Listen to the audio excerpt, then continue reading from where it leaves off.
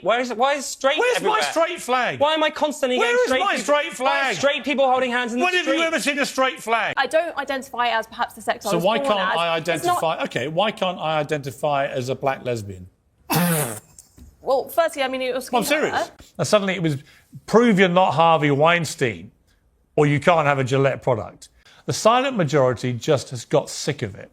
They've got sick of everything they enjoy in life. Where is the straight flag? Why am I not allowed to celebrate it? This segment dives into the frustrations of individuals who feel overshadowed by the visibility of LGBTQ+ pride. The discussion raises a provocative question. Why do traditional identities like straight people feel left out in a world that prioritizes minority voices? It's not about rejecting progress, but rather about questioning why traditional identities aren't recognized in the same celebratory manner. Is society heading towards inclusivity, or just shifting the spotlight away? I'm not triggered by a rainbow flag. I'm triggered by the fact that everywhere I go for a calendar month, everything has to be a rainbow flag. And Well, I'm triggered that everywhere I go for the entire year, everything has to be straight. Why is straight Where's everywhere? my straight flag? Why am I constantly getting straight? Where is my straight flag? Why are straight people holding hands in the When street? have you ever seen a straight flag? Why has Mickey Mouse got a Tell me girlfriend? one straight flag Why are hanging you right now pushing- anywhere in the world. Why are straight people Where pushing is the straight flag? identity Where's the onto straight me? flag? Everywhere. Where's my straight flag? It's everywhere. It's never been a Piers. straight flag. You're a straight flag. Let me bring Tommy back, because this made me laugh. The tension escalates as the speaker questions the constant presence of the rainbow flag during Pride Month, juxtaposed with the absence of any visible straight flag year-round. Is this perceived imbalance a sign of societal favoritism, or just a reflection of evolving cultural values?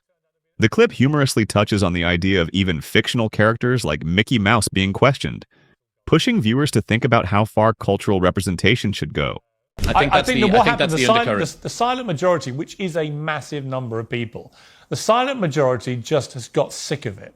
They've got sick of everything they enjoy in life being redefined as somehow evil and corrupting and worthy of cancellation. They find the idea of the cancel culture completely ridiculous, but they also specifically like everything in their daily life that they enjoy, from comedy shows to movies to music to statues to heroes, whatever it is. The woke brigade's only response to all of it is it's all evil, it must all be cancelled, and we must go to a form of extreme puritanism where if you even crack a joke at work, you must be expunged from human life if it hasn't passed their humour test, which is obviously the worst outside of North Korea in the world.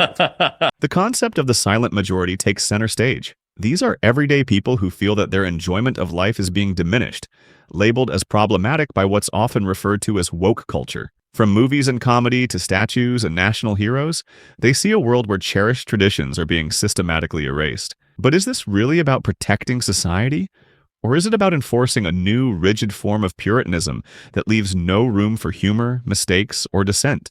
The reality is, like, when you saw what Gillette did with so Gillette always had these big masculine commercials all about being a big, hunter-provider kind of man. But then this huge U-turn after the Me Too campaign, and suddenly it was prove you're not Harvey Weinstein, or you can't have a Gillette product.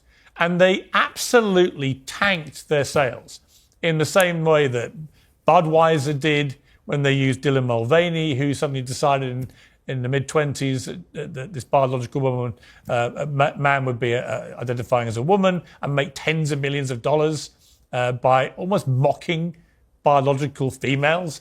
And you see it time and again where they so grotesquely misjudge their audience. Brands like Gillette and Budweiser once catered to traditional audiences, but have faced backlash for aligning with social movements.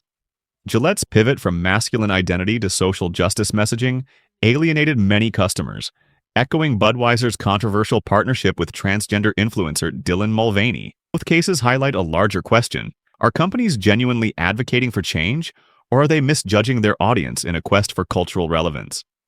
I think we have a right to self-identify, and you said you want to. As what? If you would like to be a woman, you can identify as a woman. I don't know why there is such an issue around. We've literally just seen a male rapist use that scam to get himself put into a female prison where he could attack vulnerable women inside a female prison, when even his ex-wife said it was all a scam. Self-identification, a fundamental right or a social loophole? This clip addresses the tension between personal identity and societal boundaries. The discussion takes a dark turn as it references a case where a male criminal used gender identity to manipulate the system. It forces viewers to consider, where do we draw the line between respecting identity? Anyway, but is it limitless, this self-identity? It's not totally limitless. What's the limit? When you're talking about International Women's Day, I don't know why we take the conversation around International Women's Day and make it about this. But if anyone, there's so many benefits. Right, but if anyone, according to you, can identify as a woman, anyone can, right? I don't see a problem with it. Just literally put the hand up and say, I'm a woman. But it's not an easy thing to do, to go out into Actually, the world. it's very easy. Very easy. You might think it's easy to say, but to decide to do that, to say, what this is doing it involve? Whatever that person decides, but to go out into the world and say, I don't identify as perhaps the sex I was born as. So why can't I identify... OK, why can't I identify as a black lesbian? Well, firstly, I mean, it was... I'm serious. If I can identify as anything without any need to prove I'm actually what that is, why can't I, on International Women's Day, say, I'm Piers Morgan, I'm a black lesbian? Is self-identification limitless? The clip questions the extent of this freedom by asking a controversial hypothetical. If I can identify as anything, why can't I identify as a black lesbian? While the question may sound provocative, it underscores a broader societal debate. How far can self-identification go before it challenges the very fabric of identity politics and biological realities?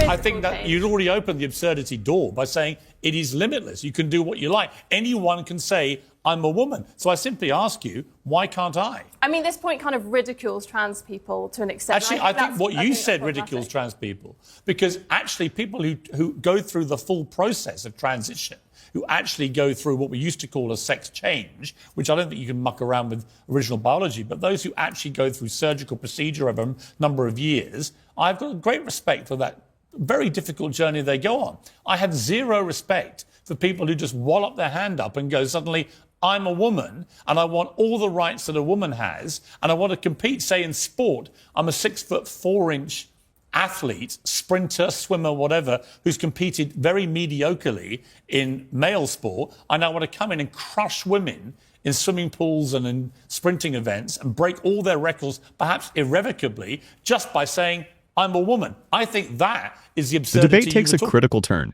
questioning whether self-identification undermines the struggles of the transgender community. Respect is given to those who undergo the complex, often painful journey of full transition. However, skepticism is directed at those who, without medical or physical transition, claim the same rights and privileges, especially in competitive arenas like sports. Is this fair to women, or does it risk making female achievements obsolete? You know, they're training as a male athlete for a long period of time before transitioning. So they're having that higher testosterone level. And it's things like lung capacity as well, all these things which you get after, having gone through puberty. They're real things which give most trans athletes an immediate biological advantage. That's my problem. The other half of this is what if they don't compete against women born to female bodies, what happens to trans athletes? Now, I think there's one of two things you can do. Either they compete against their biological sex, which most of them have done anyway for many years, actually never as successfully as they do when they compete against women, which I think is the argument right there. Or you create an entirely new category. There are more and more, as you said, at grassroots level, you create an entirely new category for trans athletes to compete against other trans athletes. This segment highlights the biological advantages that trans athletes may retain after transitioning, particularly if they've trained as male athletes before. The proposed solutions are thought-provoking. Should trans athletes compete against their biological sex or in a separate category? It's a delicate balance between inclusivity and fairness in sports, a debate that continues to spark controversy across the globe. Ellen DeGeneres, who led the kind of woke campaign, turned out to be an awful piece of work and ends up, of course, being cancelled herself at the altar of her own cancel culture. Even those who once championed woke culture aren't immune to its consequences. Ellen DeGeneres, once a symbol of progressive values, faced backlash and cancellation herself. This irony points to a key takeaway. Cancel culture doesn't discriminate. It can turn on anyone.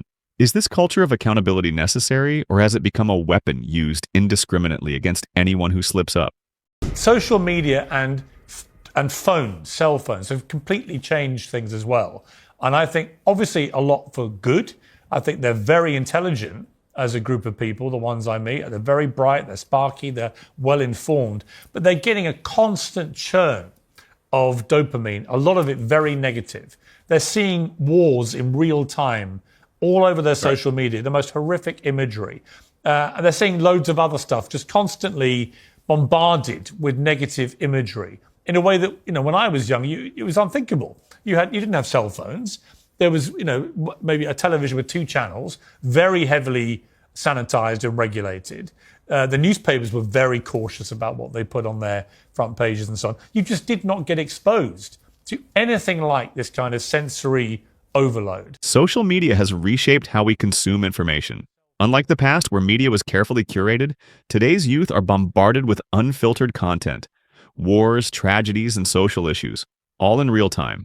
This constant exposure to negativity creates a dopamine overload, affecting mental health and shaping how younger generations view the world. Are we raising an informed generation or one overwhelmed by anxiety? We think you need it. You're on TikTok every day showing us how big you are. Yeah, and look, and you're proud of it. No. There's a difference. There's proud, and then there's just being positive in my own skin, and that's what I am. Right. I'm not proud to be fat. Would you accept that by medical definition you are morbidly obese? Look, if that's what medically you want to call it, then call it. Well, no, you know your weight, I don't. No. But you could say that. Yeah. Right, so here's my issue with this body positivity thing.